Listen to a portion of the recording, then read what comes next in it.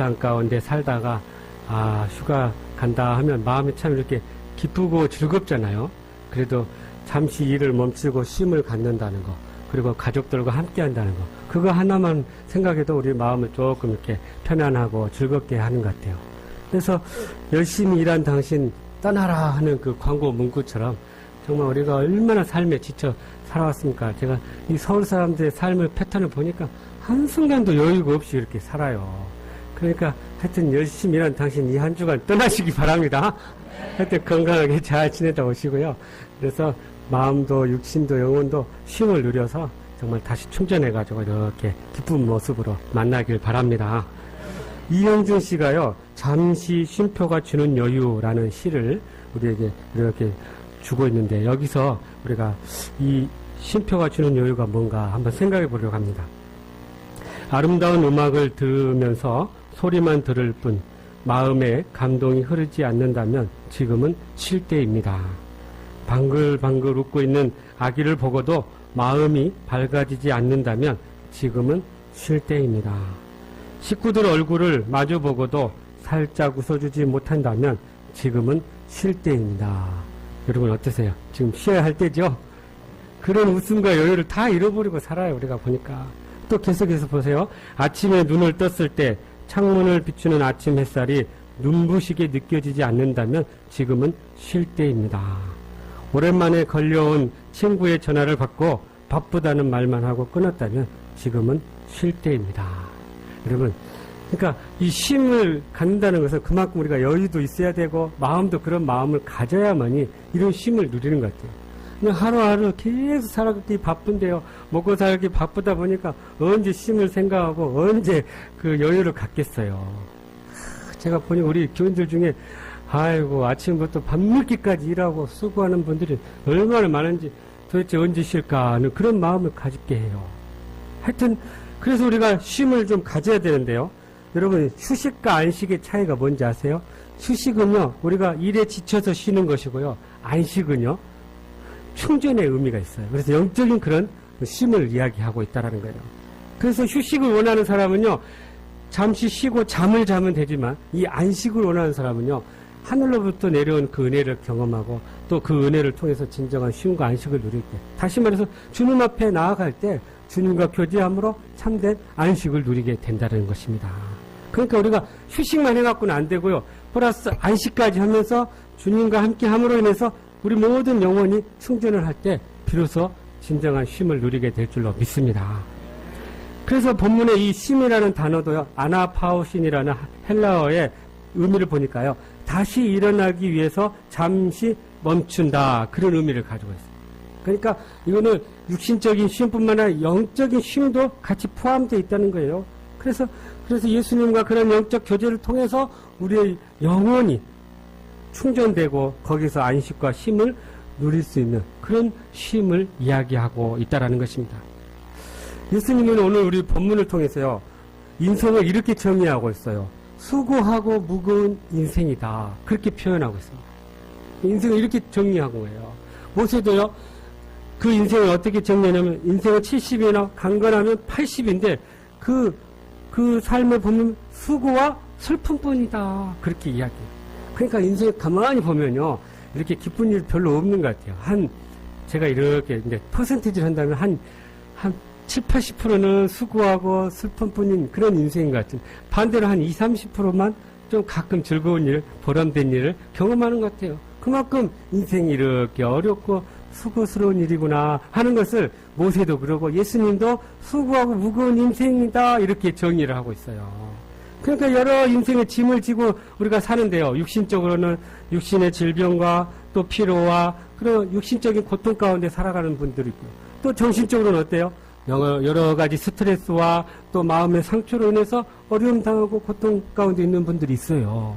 그런가 하면은 영적으로는요, 또 하나님과 단절돼서 죄의 문제로 인해서 정말 고통받고 있는 사람들이 있다는 거예요. 그런 인생들에게 예수님은 쉼이 필요하다 그러면서 예수님께서 우리에게 그 쉼을 누릴 수 있는 비밀을 우리에게 가르쳐 주고 있습니다. 그 해답을 본문이 이야기하고 있는데요. 먼저 첫 번째 28절에 보니까 한번 읽어보죠. 시작. 수고하고 무거운 짐진 자들아 다 내게로 오라. 내가 너희를 쉬게 하리라. 아멘. 그러니까 수고하고 무거운 짐진 자들을 다 내게로 오라고 초대하고 있어요. 그러니까 일단 무거운 인생의 짐을 지고 가는 우리 모두는요, 예수님 앞에 나아가서 그 수고한 모든 짐을 다 내려놓기를 바랍니다. 여기 수고라는 단어를요, 처음 어디에 나오냐면 창세기 처음 나와요. 이 수고라는 말이. 그런데 그 창세기 3장에 인간이 하나님 앞에 범죄했을 때 인간에게 하나님께서 내리신 벌이 바로 수고였다는 거예요. 그 수고와 똑같아요. 용어가. 그래서 하와에게 내린 수고는 뭐예요?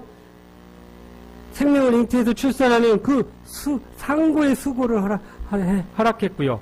또 아담에게 내리는 벌은 뭐였어요? 땀을 흘려갖고 수고롭게 일을 해서 벌어먹고 살게 만들었다는 거예요. 그러니까 이게 수고가 결국 어디서 나온 거예요? 원래가 어디서 나온 거예요? 하나님의 범죄해갖고 우리에게 내려진 어떻게 보면 벌이었어요. 벌. 그래서 그 벌을 따라서 수고하고 무거운 짐을 지고 살아야 할 인생이 바로 우리인 거예요. 그래서 가만히 보면요, 이 노동도 그러고 출산도 그러고 사실 이게 즐겁고 기쁜 일이잖아요. 그런데 이게 가만히 그 원인을 쫓아가 보니까 이렇게 우리의 죄로 인해서 수고의 짐으로 우리에게 내려진 것을 보게 됩니다. 그러니까 참 이 수고의 짐의 출발이 여기였구나 하는 것을 알게 돼요. 그런데요, 이렇게 수고하고 무거운 짐을 지고 괴로워하는 인생들에게 예수님께서 내게로 오라 이렇게 초대하고 있다라는 거예요. 도대체 그분이 누구시길래 당신에게로 와서 그 수고의 짐을 내려놓으라고 이야기하는가요? 사실 예수님께서요, 우리를 그렇게 초대한 이유를 성경 이사야 53장 4절이 이렇게 이야기하고 있습니다. 그는 실로 우리의 질고를 지고 우리의 슬픔을 당하였거늘 말씀합니다.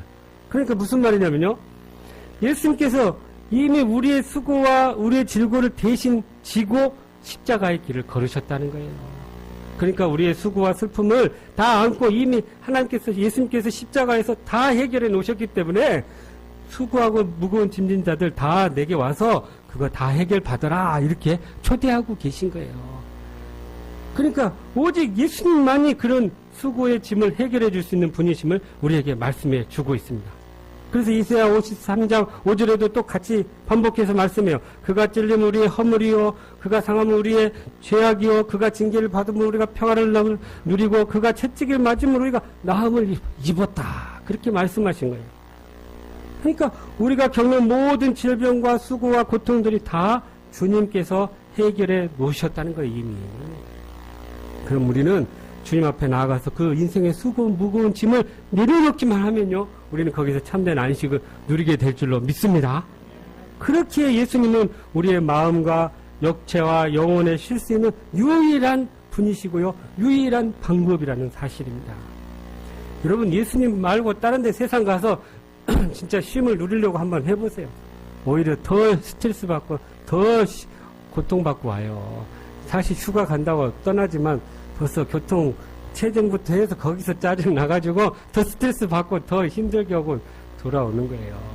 그러니까 진짜 쉼은 어디 있다고요? 바로 예수님 안에 있다. 그러니까 예수님 통해서 먼저 쉼을 누리고 거기서 안식을 누릴 때 참된 우리의 육체적 쉼도 누리게 될 줄로 믿습니다. 제가 몇 년 전에 저희가 3남매인데요. 저희 여동생이 이제 미국에서 이렇게 살다가 한국에 한번 방문하게 됐어요. 그래서 저희가 오래간만에 다 모여서요. 저희 가족들, 또 동생네 가족들, 막내 가족들, 또 어머니까지 다 전체가 모여가지고 한번 이렇게 이제 휴가를 간 적이 있습니다. 펜션에서 모여서 같이 이렇게 식사도 하고 그동안 정말 쌓았던 대화했던 것들 다 거기서 이야기하면서 그렇게 쉼을 누렸는데요. 시간이 조금 가니까요. 얼마나 불편한 일들이 막 생기는데요. 또 얘들끼리 서로 이건 하다가 싸우기도 하고, 얘네들이 이제 미국에서 바로 돌아왔기 때문에 시차가 적응이 안 돼가지고, 그 동생 애들이 막 새벽부터 일어나서 뛰어다니고 놀러다니니까 잠을 제대로 잘 수가 있나요? 또 그 사람들 다 먹이려고 저희 아내는 막 음식 준비하고 설거지하고 쉼이 없이 계속 돌아다니는 거예요. 그래서 시간이 흐르니까 저희 아내가 자꾸 짜증스러운 말투를 이렇게 하는데, 아이고, 더 있다가는 안 되겠다. 우리 딱 2박 3일 하고 얼른 흩어지자. 그래서 막 끝나자마자 빨리 가라고. 흩어져가지고 딱 가서 집에 와서 이렇게 오니까 저희 아내가 얼굴이 밝아졌어요. 이게 진정한 쉼이라는 게 이렇게 외부로부터 오는 게 아니고 결국은 우리 마음속에 하나님 주신 은혜로 가득 채워질 때 거기에 진정한 쉼이 있으면 그때 우리가 깨달은 겁니다. 사랑하는 성도 여러분, 그러니까 주님이 주시는 내면의 평안과 안식이 있을 때 진정한 쉼이고요. 외부적으로는 그렇게 우리가 쉼을 잘 못 누려요. 그래서 주님 안에 거함으로 인해서 참된 쉼과 안식을 누리는 이번 휴가 기간이 되기를 주님의 이름으로 축원합니다. 계속해서요, 참된 쉼은 어떻게 누리냐? 29절에 이렇게 말씀합니다. 나의 멍에를 메라. 그렇게 이야기해요. 예수님께서 참된 수고하고 무거운 짐을 진 인생들아, 참된 쉼을 누릴 수 있는 방법은 나의 멍에를 메라. 그렇게 이야기해요. 여러분, 쉬라고 하면은요, 멍에를 내려줘야 되는데 뭔가 이상해요. 다시 멍에를 메라고 그래요. 그러니까 자신은 그것도 내가 지었던 멍에는 내려놓고 자신이 맸던 멍에를 메라고 그렇게 이야기합니다. 우리가 흔히요, 쉬게 하려면요, 그 멍에를 다 내려줘야 되는데, 다시 메어라는 것이 좀 이상해요.